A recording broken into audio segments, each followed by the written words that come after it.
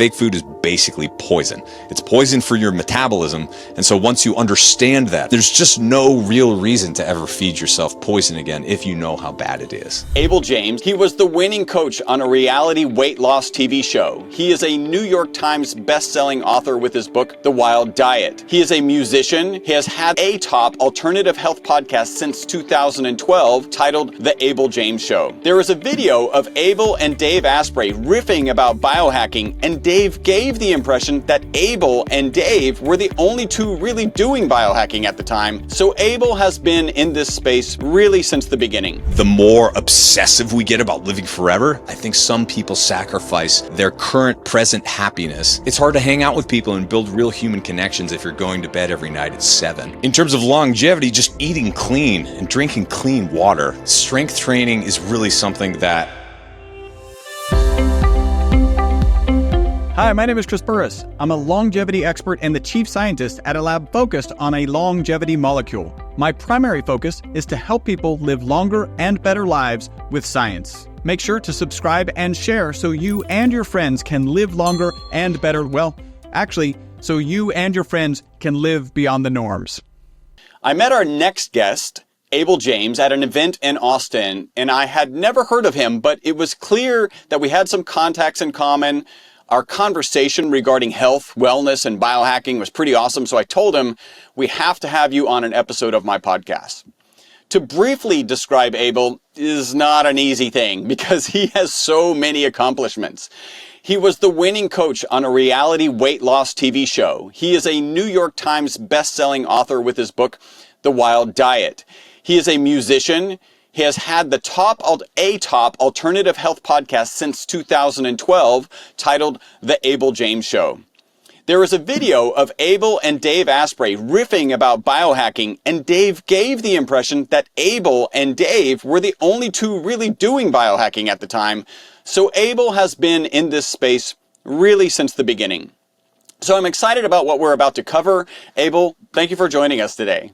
Thanks so much for having me. I'm stoked for this. All right, so you graduated high school in 3 years as a valedictorian.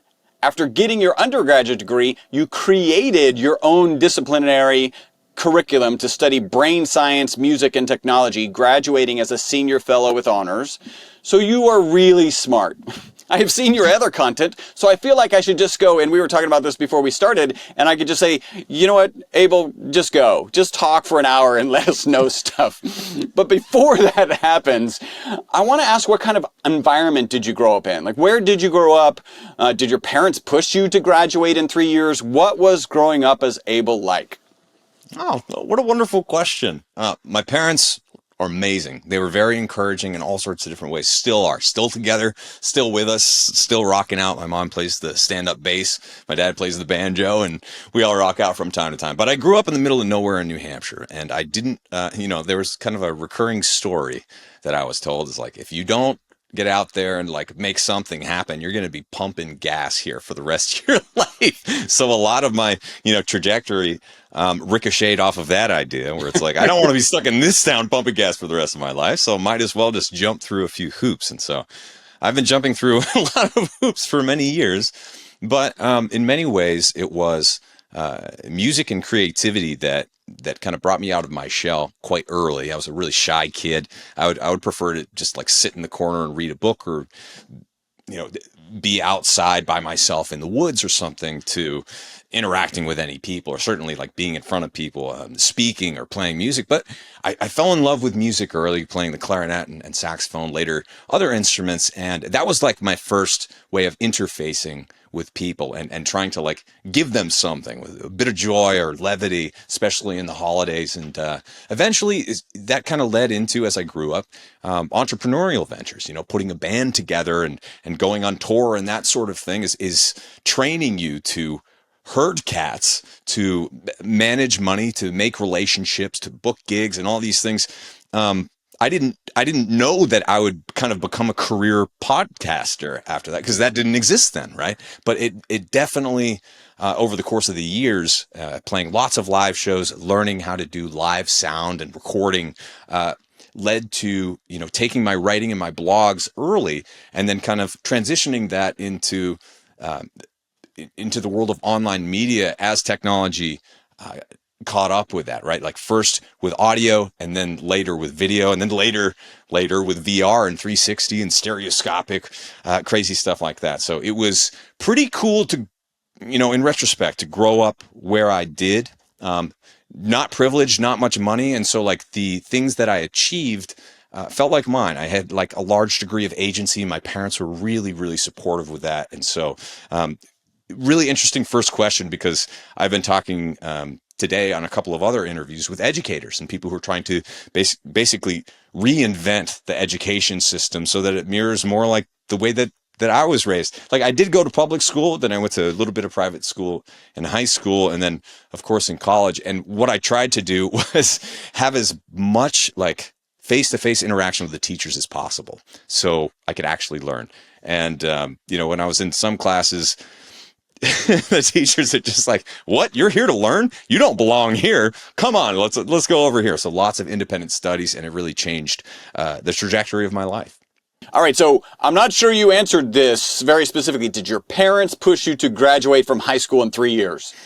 Okay, so only financially, if that makes sense, right? So there was a fire under my butt because like we couldn't really afford this private school. The thing that set it off was my best friend went to kind of a prestigious, very expensive private school up there in New England.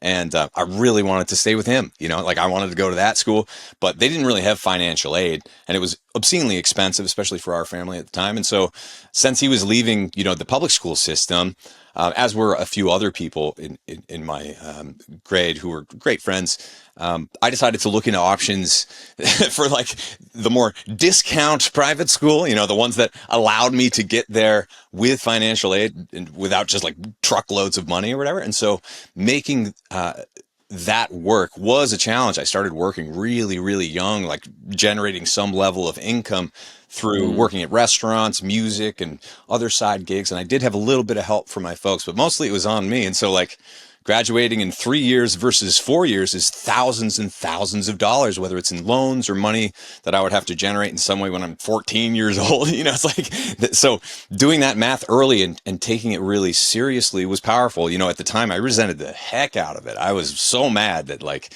we didn't come from money because it seemed like all these other people were cruising and doing everything I wanted to do. But especially in retrospect, it's like, it put a lot of the, it felt like pressure at the time, and it was, but it put the agency on me, which ultimately I embraced, and it taught me so much about taking risks, not caring so much about what other people think, and just kind of like building something or creating something, doing something different. And that really, as well, I think encouraged me to get the most out of my education and take it really seriously. And, I think there's a way to do that for other people who are coming up in the world, but for me, it was kind of special circumstances, and I hated them at the time. I'm grateful for them now. Yeah, so it sounds like you just had this this kind of ability or drive to like, I want something and I'm going to do what it takes to get it. And then here are like it's complicated pieces to figure out, how do I graduate early so I can save the money so this is actually doable? Yeah. And my other takeaway is that's how important relationships are to you. I would imagine you carry that through to today, right? Like you've got a good buddy and there's some way for me to fight to continue to hang out together. I would imagine you're still friends with that guy. Yeah, still one of my very best friends, especially from childhood. Great dude. But what also happened, especially by virtue of doing a whole lot of independent studies or very small classes, is to this day, I'm very good friends with a lot of my high school teachers and college instructors as well, professors. Like we still keep in touch. We are friends. I call them by their first name now instead of Mr. whatever or Mrs. whatever. And that is kind of strange and unique. My wife is tickled by the fact that I'm still friends with my teachers. I don't think that's a normal thing. I would say it's not normal. Probably preferred, and I understand your struggle. I still, my drive. My dad was in the Air Force, and so my drive is like, I'm going to call you Mister. I'm going to call you Doctor, especially, right? That one really resonates with me, especially in what we do. We end up having lots of conversations with doctors. So you were able to combine some of your passions, maybe all of your passions, as a senior fellow. One of those is music. if you had to do it all over again, would music still, I think I know the answer, but would music still be a part of that mashup? It would, and the reason for that though is not because of music itself, if that makes sense. It's more about what I discovered about the links between language and music and communication, and how to affect not only people's minds but also their physiology and their subconscious states through sound, through music. And also, like, what is the relevance of a popular musician or someone who uses poetry or other sorts of word or media to get out there and make a dent in the world? So studying people who had done that, especially the protest singers of the 1960s, was a big part of the project. Not only looking at their work, but how that also changed political conversations at the time and changed cultural conversations. Either destroyed things, drove things forward, for better or worse. Music and culture drives a lot of society, and the people don't quite understand how to unpack that a lot of the time. You know, just like listening to music passively, I don't think is different from people who are doing mantras, you know, religious music, that sort of thing. If that matters, either all of this matters or none of this matters. It's not like some of this matters, right? So, in I guess imbuing some of those messages, whether it's through sound, music, lyrics that are positive for people and will help lift them up instead of bring them down, has been a big part of my work, whether it's through the podcast or the music that we do.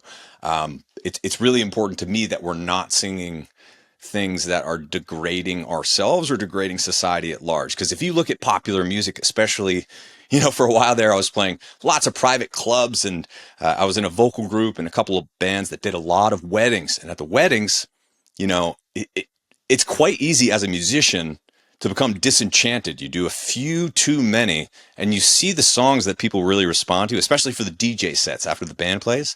And it's like, I remember my grandmother was there in her 90s, like just sitting in the wheelchair. Everyone's up dancing, and it's like, till the sweat drop down my balls. Oh, they're great. And it's just like, this, no, we can do better than this, you know? And so the value. What are we singing? Yeah, exactly. And what is it doing to us? You know, this is an opportunity for us to build our culture or debase it. And I think that we do have an opportunity, especially now that we're overly saturated with AI stuff and just kind of like all of this schlop that's out there, that can be used for good. There are certain frequencies that can help tune us up instead of breaking us apart. So you've talked about kind of more of the geopolitical influence of music.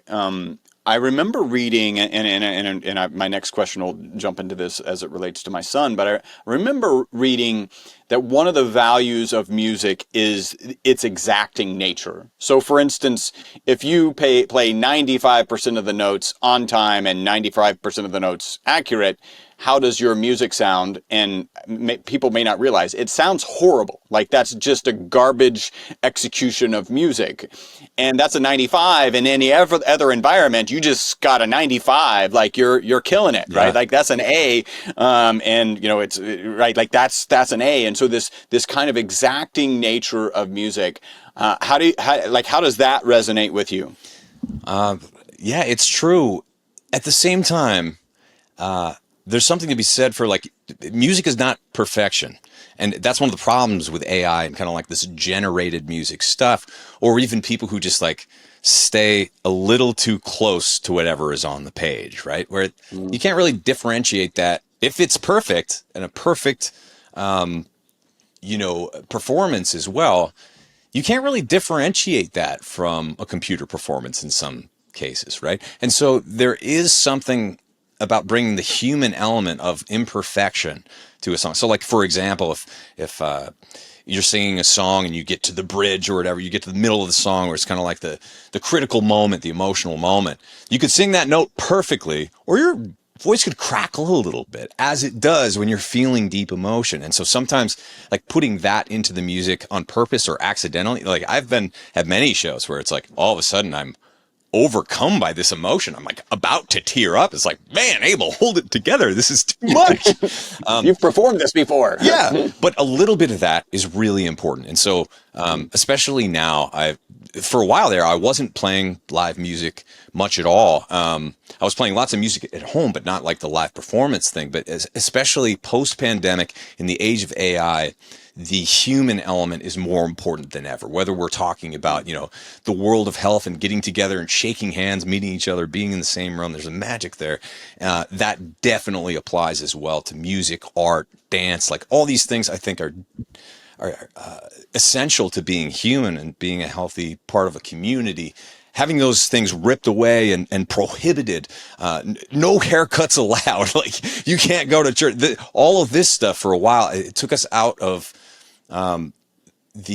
whatever rituals we had, and traditions from a family standpoint had been going on. Like, it interrupted that. We need to retrain what it is to be human, what it is to be connected. And so I think, like, really embracing the live and the in-person opportunities that are coming up for us, whether it's in the arts or otherwise, is going to save us from not knowing what's true or what's not. Because now that's the biggest danger, I think, of all of the progress with this technology and kind of the lack of accountability and responsibility for a lot of these big tech platforms, is they're rewarding a lot of the wrong things. And people need each other. They need other humans. They don't need more mediocre stuff that's manipulating them to buy something or to think a certain way or to follow some religion or whatever it is. And there are really concerning things about what can be basically put into audio and video media. This has been happening for a while.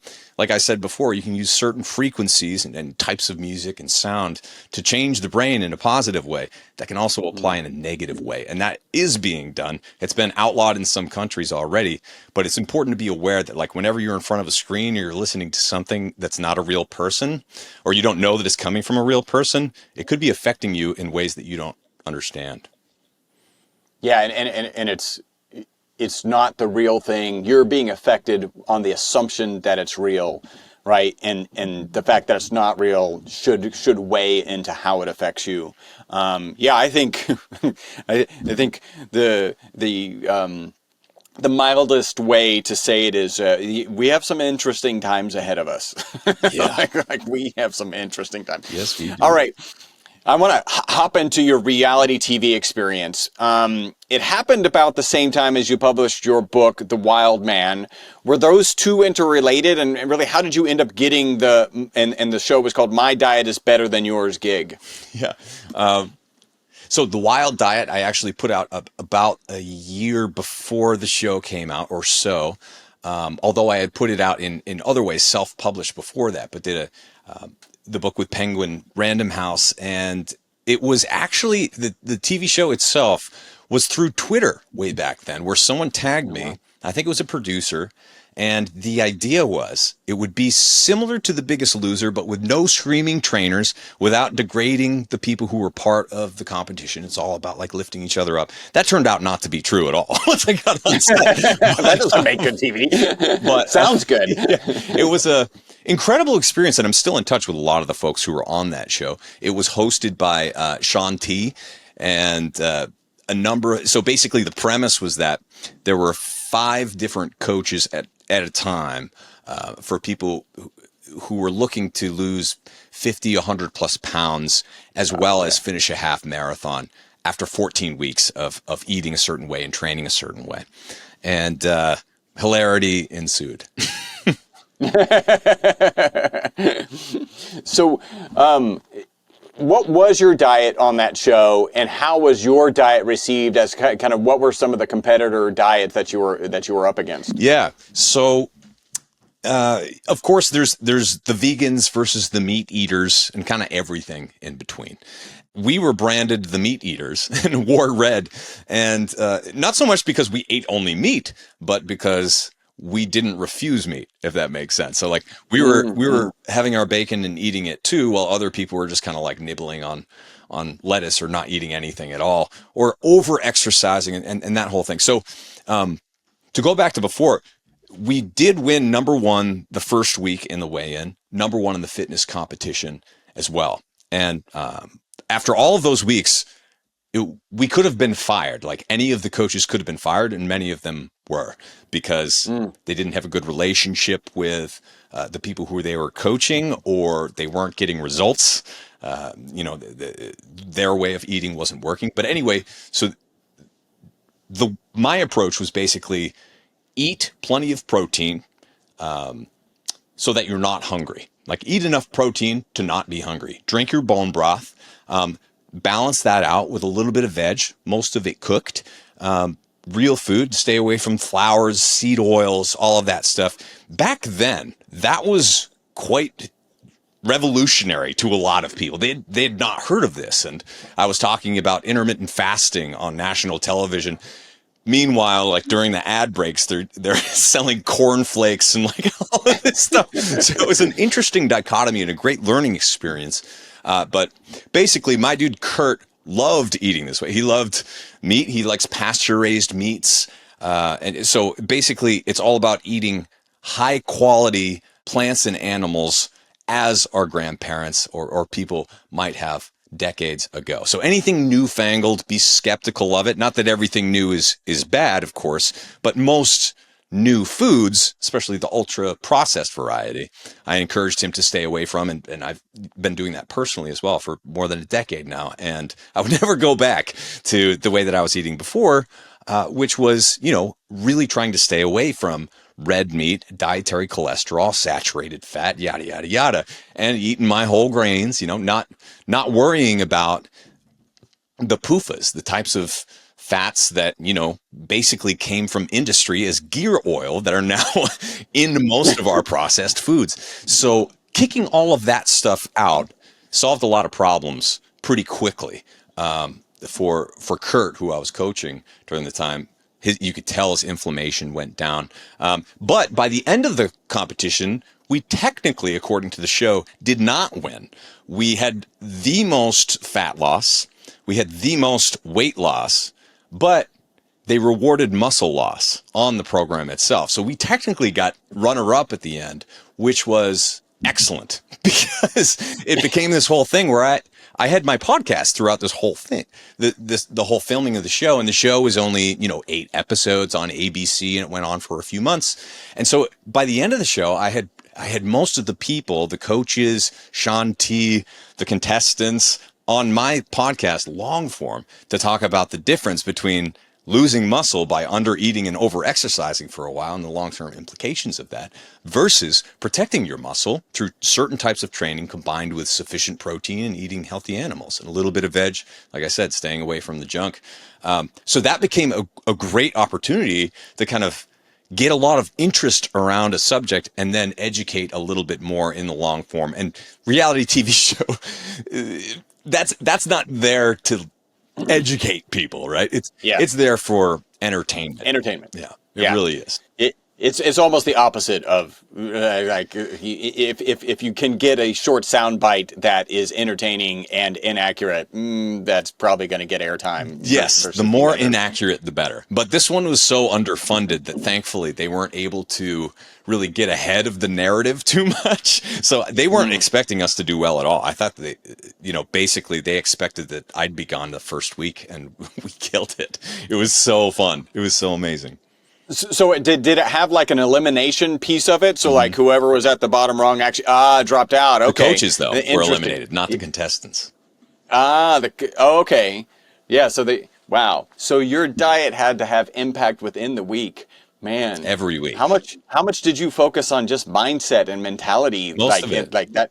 Right, like that's the race. The race is like, how can I even if you only eat vegetables, right? Which I don't think would be the right approach. But if that was your approach, like, how do you convince them to do that? It's just got to be like brainwash session after brainwash session. Yeah. So I'm sure you fostered having won and stuck around like a great relationship with Kurt. You're still in contact with him? Yeah. I mean, we've been in touch for 8 years now. And like basically when we worked together, I was in his house, spent a lot of time with his wife and his granddaughter. And we've been in touch ever since. I don't get to see him enough, but it's one of those things where it's like you kind of went through all of this together and you felt like you were there were many forces that were against us and wanted us to fail. And the fact that we didn't was pretty magnificent. But part of it was like just not breaking. Basically, when you go on a show like that, a reality TV show, they're lining you up for character assassination on day one. And if you give them any fodder to make you look like a fool, they will use that immediately against you. And so our strategy was just to kind of like play it straight and never break. And so, we'd sit down and do a little meditation together. We'd go for walks together, and just trying to get the stress down was a huge part, I think, of why we did really well, because the teams that didn't have a good emotional state or a good like emotional connection didn't last. It didn't go well. And the ones that did, who really vibed with each other, that did go well. And to this day, a lot of us keep in touch and have a good relationship. Hey, super quick break from the podcast. Hopefully you're loving it. This is a way you can support the podcast and take advantage of a great offer. We're offering 50% off of one of our MCT bottles. MCT is an amazing oil. Add the ESS 60 molecule to it. It's even more amazing. All you got to do is leave a review on iTunes, send us a notification that you've left that review. We'll get you a coupon code that'll get you 50% off of our MCT oil and free shipping. Back to the podcast. That's really cool. So, but one of the pieces about your diet is it was very progressive for the time, right? Yeah. And you had published the book actually a year before. Yeah. I can just imagine the producers, we got to get the wild diet guy on here. Is that, because the wild man guy on here, because he's just going to fail miserably, and we're just going to prove that like veganism is the thing. Like, how did you really kind of go down that path? Because it sounds like you were on the same diet I was, which was sad, the standard American diet. And at some point you started putting some pieces together and thought, I need to get some more animal protein. I need to have a different focus. How did that start coming together? Yeah. So I paid off my loans after college working in consulting. And that was the first time that I had big fancy insurance. They called it the Cadillac insurance plan, right? And so I'd walk into the doctor's office sometimes. He's like, "You have great insurance. You should come back next week." And so I did. I went in like every 2 weeks, and I peed in a jar, and they took my blood and looked at my biomarkers and all that. And so I got a kick out of it. I'm like, this is amazing. But the problem was, I was eating zero dietary cholesterol, following my doctor's advice, who was, himself looking a little soft. This is why I wasn't paying attention at the time. I was just following his advice.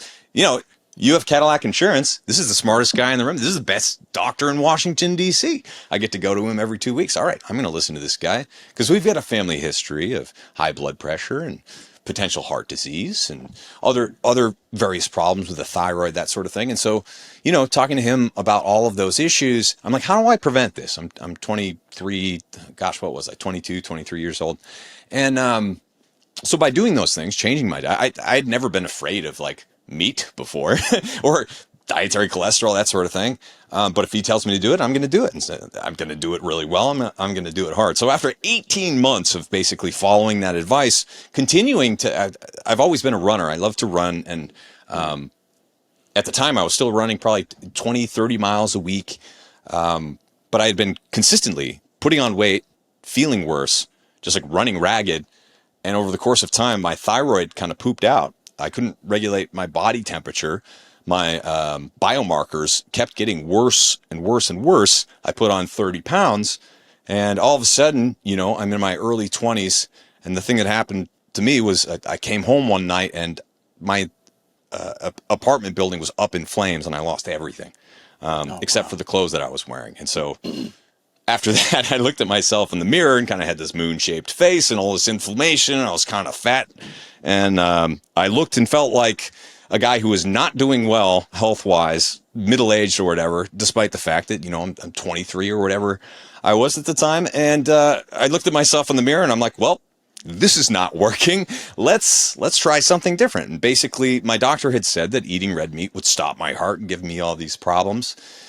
But what if I stopped doing that and kind of opened my mind again to people who were doing well in this space? And I'm not sure if you had come across Mark Sisson's work and Rob Wolf and some of these other folks way back early in the days, Lauren Cordain of paleo. But I had found kind of that world and met some of those folks here in Austin eventually.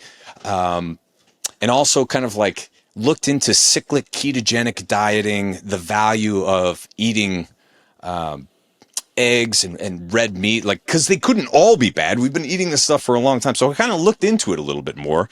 Then just decided to experiment with eating red meat again, kind of like swapping all of the heart healthy whole grains for a more protein first based approach. Learned about intermittent fasting, and as I kind of dipped my toes into the ketosis and learning how that worked and experiencing how that feels, I'm like, oh, this is way better. I dropped more than 20 pounds in a little more than a month, like without trying, without hunger, and started hitting all of these personal bests in my running races because better power to weight ratio, more energy, like all these things. Less weight to carry. Yeah, Yes. exactly. And then, but also I had more energy to just like go after what I wanted to do. And so started building more entrepreneurial ventures and crushing it at work and all these other things. And I'm like, I was pissed. I was really mad that I had been doing what I thought was the right thing for 18 plus months, like eating food that tasted like cardboard that I didn't enjoy and all this stuff, getting fatter and sicker, faster than all my friends who were goofing off in their 20s because they didn't care yet. And so I was really mad that I tried so hard and that I failed, right? Like I tried so hard that I could see that it didn't work relatively quickly. And thankfully moved away from that, embraced real food, found Weston A. Price, and just read literally dozens and dozens, ultimately hundreds of books about all this stuff because I never really cared much about nutrition before all of this. And ultimately, it just became this wonderful thing to learn about, a great community of folks in Austin and beyond. And I mean, here we are a long time, 15 years later plus, and still yakking about food. You know, it's one of the most fundamental levers as well. Like I found through consulting, I worked a lot in education, and we looked at best practices. How do you affect the lives of children and improve their educational outcomes? And one of the biggest levers, probably the biggest lever for most of these kids, was having quality food available to them at the place where they were being educated, whether that was at home or some charter school or public school. If you have that, then all of a sudden their IQs inexplicably go up. All of a sudden their performance improves. They're more likely to come to school and they're more likely to finish and graduate. And so after I kind of learned that through the world of consulting and that, I'm like, let's try this from the bottom up, and started up the blog and ultimately the podcast, and here we are. And that folded into the book. I think there's a little bit of irony in that if you didn't have such good insurance, this would have never happened, right? You would have just been down like probably a mediocre path that didn't really set off the alarms, right? And ironically, having incredibly good insurance sent you down the actual old food pyramid and left you in a place where like you had to make a change. That's terrifying. Like honestly, like it's terrible. Like you were just the best patient possible. You did like, you got to do this, and you did all of it, and it was sending you towards the heart attack that you were trying to avoid. Exactly. I think that's crazy. So I want one last question about the show. It was 8 years ago. Is there anything you would do different if you were to kind of repeat that experience, like from a coaching perspective, from anything now that you've been talking about nutrition for 15 years? Maybe I would have been. I mean, I kind of played along in some ways with the idea that all of these diets are different, you know? But I think in a lot of ways, diet culture and labeling the way that you eat can be ultimately really damaging for people long term, because you kind of get locked into this box where if you're a vegan, for example, and you eat a little bit of meat, then all of a sudden that threatens your survival. You're kicked out of your community. You know what I mean? So you have to keep it a secret.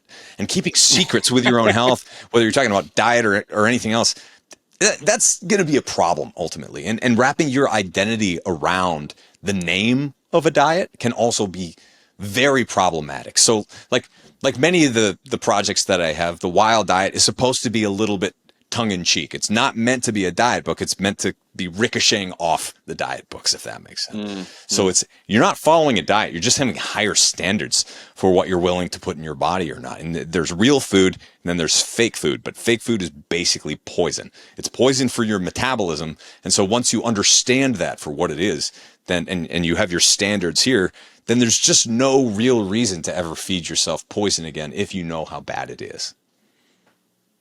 Yeah, it goes to something that I've said in the past, which is I think the reason every diet works for a little bit of time is almost every diet, probably every diet, gets you off of processed food. Exactly. Right? Like whether you're going carnivore, vegan, vegetarian, whatever it is, like step one, don't eat anything out of a box, except for Weight Watchers. And I don't even know how that sits, like, you know, what kind of standards they have in their food. I just haven't investigated it. But in general, it's like, don't eat anything out of a box. And that's going to have a positive impact. Yeah. The thing is, like, how do you convince people, you know, people, and you may have even said this in an interview that I saw, like you shop on the exterior of the grocery store, right? Where the vegetables are, where the kind of dairy products are potentially, if that works for you.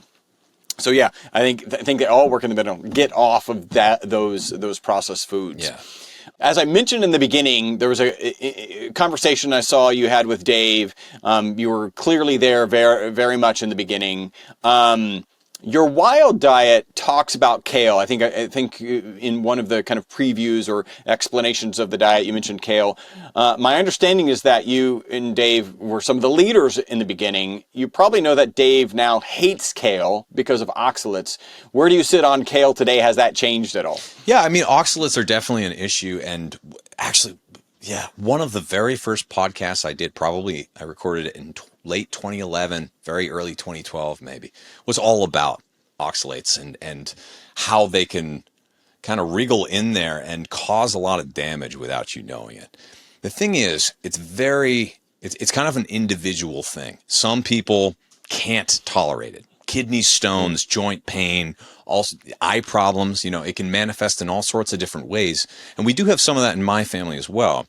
But it's like, if you're going to be growing food in your own garden, kale is one of the best. Like up there in New Hampshire where we grew up, kale was the thing that lasted all winter, you know. So if you want to get some greens in, then kale can be a decent option, maybe not the best option, but better than spinach and better than a lot of other greens that people are out there eating. So it's not one of those things where we are obsessed with eating kale, but we do get a kick out of it. I like a good massaged kale salad from time to time. You know, I'm not going to say that that's poison. Every food has pros and cons. The ones that come out of the ground or come from, you know, like real animals that were alive and well during their time on this earth. I mean, it's hard to argue that those foods are going to be poison. There are some that are not good for us. Oxalates are totally a real thing, but also there's a difference between thinking that a food is terrible for you and just kind of knowing that you shouldn't have too much. And, you know, the longer that I do this, the more I realize what a superpower moderating is, you know, just whether it's being able to eat, a chunk or two of chocolate instead of the entire bar, or, you know, like a little bit of cheese instead of the whole thing of cheese. Like if you can build that muscle for yourself, then you can have a little kale if you want to. You can have like a little bit of bacon or whatever you want. Like, but if it becomes emotional, if it runs away from you, if you find that you do have a more addictive type personality, I don't think you're going to become addicted to kale, but some people certainly try. I wouldn't recommend it, but I do think a little bit of kale here and there won't hurt most people, probably going to be good, but you don't need to be like pulling up your entire garden outside, throwing it into the blender and drinking that every day either. So my understanding is if you get some classically cheese, like so proteins in cheese can bind to the oxalates and can actually make sure that they're not doing their damage. So that is one of my strategies. I like to have spinach, which has a lot of oxalates. I have steered clear of kale, but mostly because Dave Asprey terrified me. He has a tendency to do that. I love his shocking nature is is actually quite fun. It is and fun. then you can Yeah, start. we're different archetypes that way. Yeah. All right. So you started your podcast really early. I think you said 2011. I mean, that's so early on in the podcasting realm, certainly in the health and longevity space. What did you start it at the same time you were doing the show? Like, what did you see one of Joe Rogan's initial interviews where I forget who it is, Tim, who was dating Drew Barrymore? There's some old interview that I saw where he's like, "You got to figure out how to make money with this," and he was talking to Joe Rogan, and then look at where he is now. Is there any of that was true for you starting your podcast? No, for me, it was like I was still making really good money working in consulting, virtually, so it's like I actually didn't have to work that many hours because I could finish it quite quickly and was paid well to do so. And so that gave me the freedom to really start this out just out of pure passion and see where it goes. And as it, like, I wasn't expecting it to, especially with a silly title like Fat Burning Man, but it got early critical mass and a whole lot of attention, and had some incredible high profile guests like within the first few months. And after it took on its own momentum, and kind of people started following more and more, it was the blog that grew first. And I had like 40,000 RSS subscribers, just readers to the blog. And I loved that because, like, back in the early days of RSS, it was so much better than an algorithm. It's like you could literally choose the people who you wanted to read on a daily basis or on a weekly basis. Yeah. And then that would populate your own little feed, your own little self-created algorithm. And of course, they won't let us have that anymore. But I mean, podcasting still is kind of that. But back in the early days of blogging, that was very cool. And I do hope that comes back. I think it will. But then with the podcast, as that grew, it became one of these things where, like, I remember there was this moment I was working on a few different consulting projects, and we worked with, Fortune 500s and Fortune 100s, but primarily with the government during those years. And they were scheduling a meeting about a meeting about another meeting, just like email after email. And I was getting these other emails, people writing in about the podcast. They're just like, oh my God, like, this completely changed my life. I've only been eating this way for a month after I found your podcast, and like all of my biomarkers have improved. I'm off all my medications. My aunt is feeling better than she has ever, and all of a sudden her gout has improved. Like all of these amazing things. So I'm comparing that back and forth. I was like, meeting about a meeting about a meeting, and to just like changed life. And I'm like, wow, I can't keep doing this one. I got to go after this one. Like, this is so much more important.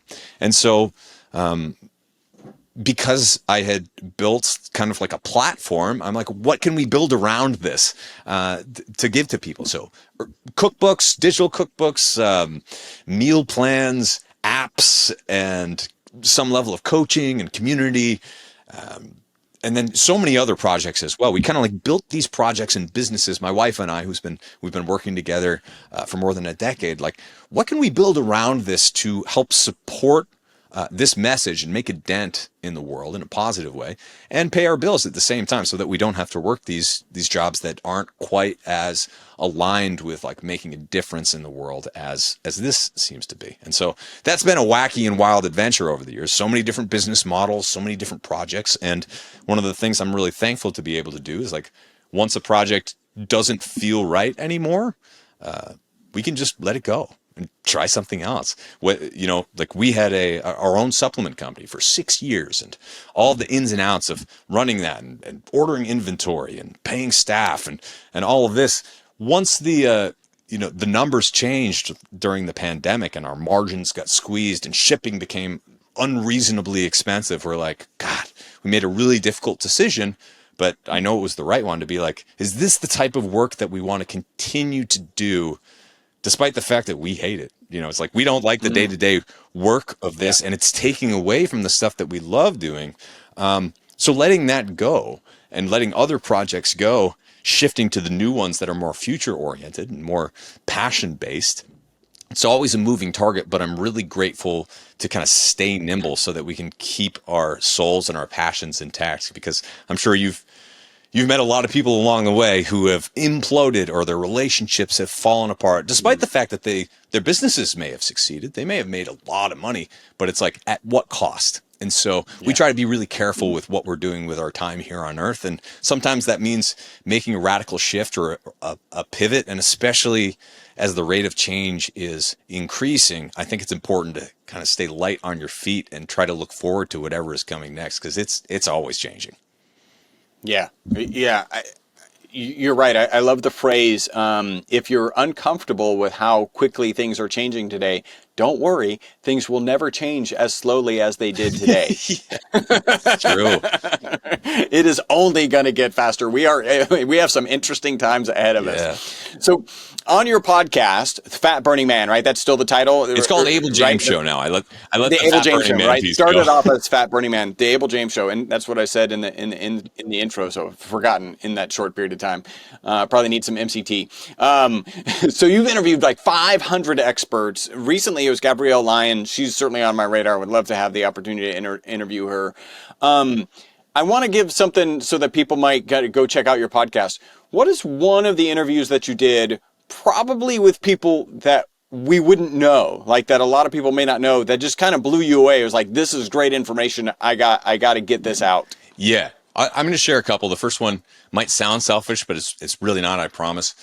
My grandmother, who is no longer with us, was in her 90s when this is actually before I had started the podcast. But, she was into her early 90s, very, very sharp, still funny, like telling all these stories, has this like amazing old school New England accent. And so my mom and dad were there as well. We were visiting her, and I wanted to make sure that our family could have her stories. If she did ultimately pass, like we don't want to lose these traditions and these incredible, ridiculous stories about my nephews and my uncles and my aunts and the rest of the family and all the extended family. Just like so much richness there in culture, but also like the way that they thought. That whole generation is fundamentally different than the way that we do now. And so set up a camera and just interviewed my grandma for like almost a couple hours. She just told stories, sitting on the couch. It was during the holidays, so she's wearing like a Christmas sweater. Realizing that I had this whole interview with my grandmother, after she passed, I decided to release it on the podcast as like a special holiday episode, and people just loved it, because you don't hear that accent anymore. You don't hear those types of stories from that generation, because, these days now they would be well into their 100s if they were still alive. Some of them are, right? But so that one was really valuable. Her name is Marion Nan. We called her Nan Bascom. Marion Bascom. But I'll share this one because I think it's really important. When I was growing up in New Hampshire, there was a storyteller of the bardic tradition named Odds Bodkin, and he was my favorite when we were kids. Me and my brother and the kids in school, he'd come and perform around New England, playing the old school Celtic harp and these incredibly kind of like old school sounding style guitar songs that were largely improvised, and he would be telling stories, and so he's now been doing this for more than 40 years. And so we had a conversation about the implications of artificial intelligence for humans, storytelling, passing down traditions, passing down values, the teaching of ethics and morals that can be imbued in these stories or not. And whether or not he would kind of go down the path of, like, some of the stories that he's written, normally it takes a couple of years for like each story that he writes and each performance. One in particular he's been working on for approaching 2 decades. And so asking him about AI, it's like, hey, this could write a song for you. How would it feel for you to sing a song about that was written by AI versus taking 2 years to do it all yourself? And he's just like, his take on that whole thing was very spiritual, and what a brilliant man. So Odds Bodkin, don't just check out that interview, but also check out some of his stories. He's got a Substack and things like that. But that is one of my all-time favorites. And you don't really hear those people on other podcasts, as opposed to many of the people who are higher profile, who are on 100 podcasts or whatever. It's like, I love these gems of folks who just like, go on a few here and there, but really, usually you have to coax them. But Yeah. that can be some of my as an interviewer. That's my favorite. The people who other people don't know about, but they absolutely should. Some of my favorite experiences ever. One of the things that I'm lucky because I'm based here in Houston. You're in Austin, so not too far. But we have the largest medical center on the planet, and so I feel like I probably should just go down to the medical center and I don't know, like carry a sign or hand out flyers or something like, do you want to be interviewed? Yeah. Like, are you really smart and do you know stuff that the world should know about? And it would probably land well. So I need to find some networking events, to get into the room with doctors and I actually was in a room the other day at a networking event. And the doctor was like, just he was actually a founder, and it was like, you should, and I was actually with a good friend of mine who's a business coach. It was like, I would like to interview you. And he was like, I'm not sure. And I was like, you should ask this business coach if me interview you. And the business coach, also my friend, but like, yes, like if you are a founder of a company, like this is press, like these are videos, you can do something. Anyway, it's interesting. I understand your kind of concept of coaxing. All right, so we have limited time. I wanted to you've been doing a lot of exploration into different technologies and keep it real short. What is kind of the technology, whether it's Oura Ring, whether it's whatever, or CGM, is that right? Yes, CGM, that you think that people should try and kind of what you've learned from that, and really in about 3 minutes, because I want to get to our wrap-up questions. Yeah. I'll start with the ones I use the most often, and that's red light, near infrared light. I use the panels on a somewhat regular basis, but even more powerful I find is there's one particular device called the Flex Beam, which pulses different wavelengths of light and is portable as well. So you can wrap it around your joints, you could drop it down your back or wherever the problem spots are. So that works. I've been using that, since it came out 3 or 4 years ago. Certainly pretty much every week, sometimes on a daily basis, depending on like how I'm feeling or what the nagging pain or issue might be. But even more so, we have a 13-year-old Labrador retriever. Using that type of red light and near infrared light on our dog has completely changed her outcomes. I think it's really extended the lifespan, because like once you can't get around anymore, nature kind of weeds you out. And so naturally that happens to all of us at some point. You want to prolong the health and activity as long as possible. So for arthritis and some of her issues, that has helped enormously. And it's really given me a lot more confidence that some of these technologies do work, not just on humans, but on most things that are alive. The power of the sun as well. If you don't, want to invest in some sort of newfangled technology, you can also go out and get infrared exposure and exposure to the sunlight as well. And as long as you're not burning, that's a great idea to do pretty much most days. In terms of other technology, there are quite a few, but I would really encourage people, if they have the budget for it and the time and attention to dedicate to it, is a continuous glucose monitor, CGM, which used to be very, very difficult to get, prescription only. Largely that's changed in the past few years, in certainly the US, as well as some other countries, where there are companies like Levels and Nutrisense and a few others that help you aggregate data from kind of a commodified device. The Freestyle Libre is what most people use right now, and I've used that a number of times. And it's basically a little sticker with a piece of filament that goes into your interstitial fluid that measures the amount of glucose in your blood about every 15 minutes or so. So it does take some effort. It's a few $100s typically, but it gives you incredible information about how your body handles particular foods. To go back to my earlier point about moderation, it taught me how important moderation is, because if I eat a little bit of the wrong foods, I was surprised by how little difference that really made. Like my body didn't seem to be too befuddled or confused or trashed by that. But if you really have a bender, whether it's on sugar, on booze, lack of sleep, other things like that, it's hard to argue with your CGM. And I would encourage people as well that, if you have the time to dedicate to this, use a little bit of Oura Ring or Whoop or some of the other trackers there, especially looking at your heart and your heart rate variability, combined with the CGM and combined with food tracking, just for a couple weeks at a time, maybe a month, and then stop. You know, like you look at that data, use it, analyze it, see if you're the type of person who can eat a banana without your blood sugar rocketing to the moon, or if you're the type of person who can't eat a banana without your blood sugar rocketing to the moon, because you really don't know until you measure it. And then you can link those feelings with when you see that your blood sugar is dropping on those devices, you can feel the jitteriness and you could feel like the weird sensations that you get, such that you can recognize that without the device moving forward and stay away from those bad foods. You kind of train yourself to be aware of kind of your own biomarkers. Yes. I think that's really valuable. All right, so we've got our wrap-up questions. Do you have a target age that you want to live to? I don't really. I you know, it's hard to know how I'll feel in my 90s or hundreds. I'm not the type of person who wants to live to be 500 necessarily, but who knows? I mean, like, time goes on, things change a little bit, but I do think we're meant to age in a particular way.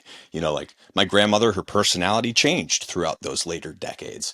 Maybe she learned something. Maybe her spirit was supposed to go through that. Like, our dog is going to just get old and die pretty soon. You know, like we can't extend that to 500 years, at least not with the technology we have right now. And so I think there's a part of this that's embracing the changes. Like, I'm glad I just turned 40 this summer, and I'm really glad I don't feel like I did when I was 17. Like, I'm really happy about some of the changes that naturally happen. So I would love to extend my health span and lifespan as long as possible, with reasonable constraints. But had a really interesting conversation with Mark Devine recently about, you know, some of these Taoist masters and these masters from other parts of the world who live well into their hundreds and maybe multiple hundreds, according to some of the legends and lore. So I do believe that there's a lot more possible with human health than most people understand. But I'm not going to be, you know, jacking into the matrix with a brain implant or pig parts, you know, like replacing my heart with pig parts anytime soon. Like, I think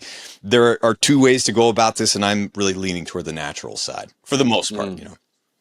So if I had to pin you down for a number, would it just be kind of the standard, like 80 is what the current average lifespan, or would you be a little bit higher than that? I would love to be a little, like Willie Nelson is here close to town. He's still rocking it in his 90s. I would, you know, if he lives more than 100 or 110, like, why not? Let's go. So as long as it feels good, then keep on trucking, I'd say. But, you know, I think we all have to tap out at some point, and you don't want to prolong that experience too long. When it's like your body is ready to tap out, it's probably time, you know. All right, so I just jotted down 100. Next question. 120 would be great. If technology gets there, I'll settle for 100. There we go. Okay. And then how long do you think humans can live? And maybe the answer is 120, like maybe like with today's technology. Okay. So we've got 100 and 120. Does that work? If you're spending your whole life meditating in the mountains and you're like some sort of advanced spiritual master, I think they could probably far exceed that. For most of us living in the polluted area, whether it's the suburbs or the country or the middle of the city, we're all exposed to so much nonsense that our ancestors weren't. I think we need to be realistic as well about some of the problems and clean those up before we, you know, get too carried away with the idea of living to 500. All right. What are 2 to 3 protocols, habits, mindsets, let's call them shortcuts because everybody likes shortcuts, to longevity and a long health span that you would share? Daily walks, preferably in the sunshine, combined with some level of mindfulness or breathing practice that allows you to control your own physiology and just dial that down a little bit, keeping stress lower than it naturally would be if you just kind of like followed the way that most people live their lives. Strength training is really something that I don't think should ever stop for a lot of people. Not that you need to be like crushing ridiculous snatches or something in your 80s or 90s, but maintaining your musculature as much as you can and your body composition as much as you can. So strength training. In terms of longevity, just eating clean and drinking clean water, trying to focus on living in places where there is clean air. Some places have cleaner air than others, and we've chosen some of the places that we've lived, like up in the Rockies or out in Tennessee, just by virtue of the fact that they do have clean air. So whatever you can do to kind of change your own personal environment to set yourself up to be less polluted, less damaged by newfangled stuff, the better off you're going to be. All right. What do you think are one or two things that people get absolutely wrong regarding longevity? I think people try too hard. Recently in Austin, I met Brian Johnson, who's, really trying to, he's out there going as hard as he can to not die. And more power to him. Like we need someone to go in that direction and see what's possible. But I think for most people, it's like you could do all the stuff with PEMFs. You could do all of the infrared, near infrared, wearing CGMs, wearing an Oura ring, and just like going into the cold plunge every morning and doing your sauna and all of the yada, yada, yada, yada things. I think it's much simpler than that. It's like Willie Nelson, I'm pretty sure, is doing none of those things. He smoked he probably smoked. I don't even know what he's been smoking for 80 plus years. I hear that he gave that up a few years ago. Good on him, because he's in his 90s. Same thing with drinking, probably, right? It's like at some point you just got to stop. But there's something to be said for enjoying your time here on Earth. And like the more obsessive we get about living forever, I think some people sacrifice their current present happiness and even their current presence to like be there and live your life. It's hard to hang out with people and build real human connections if you're going to bed every night at 7 or whatever it is to try to live forever. Yeah. So I think it's nice to have a balance where you can enjoy today and try to be as healthy as possible with simplicity, and also carry that forward as long as possible. And I would imagine that in the decades ahead, we're going to have a lot of cool stuff that comes our way. That we're not going to have to try so dang hard to do all this stuff that we think is going to make us live forever right now, because some of it might actually be hurting us without us knowing. So you got to keep all that balanced. All right, Abel, how can people contact you? You can reach out to me at abeljames.com. I'm Abel James on social media. I'm not super active on some of the social media channels, but if you want to shoot me a DM, I do check most of those. I've got a Substack, abeljames.substack.com. It's ABEL. And then you can also look me up on Amazon or podcasts for my books. And Swamp Thing is the name of one of my albums that you can find on Podcasting 2.0 networks and Apple and Spotify and all the rest of that. So just look up Abel James and you should ultimately find me. Excellent. And what in the near future are you excited about? I'm really excited about the future of not just virtual reality, like putting the headset on, but also like some of the technologies that are coming to capture an environment to be able to share that experience across the world. So like, for example, recording in virtual reality at my brother's basically organic farm in upstate New York, having him teach about soil biology and the bees and the pollinators and that sort of thing in an immersive way is so different than like looking at your phone. So I'm really excited about the future of education in the sense that you can record an environment, and then whether it's like something crazy like Yellowstone or hard to get to, and a part of the world that's just incredibly beautiful, a lot of this experience can now be not just visually, but kind of viscerally with the technologies to come, experienced by people all across the world. So I think there's huge promise there for education and really moving humanity in the right direction. There's also the potential for the opposite of that if it's used to manipulate us and that sort of thing. So we need to be careful, but there's a lot of opportunity there. Very cool. All right. So you can find Abel, abeljames.com. Also, abeljames.substack.com. You check out his album, right? Swamp Thing. That's kind of cool. I listened to some of the YouTubes of those. Very, very talented. Abel, I want to thank you so much for joining us today. Thanks for having me, Chris. This has been an awesome conversation. I hope you enjoyed this episode of the Live Beyond the Norms podcast. Make sure to subscribe and follow. Also, make sure not to be that guy, the guy sharing this podcast with people who are not interested in living beyond the norms. If you would like to learn more about the ESS60 molecule, the molecule responsible for the single longest longevity experimental result on mammals in history, a full 90% extension of life, visit myvitalc.com. That's myvitalc as in carbon.com.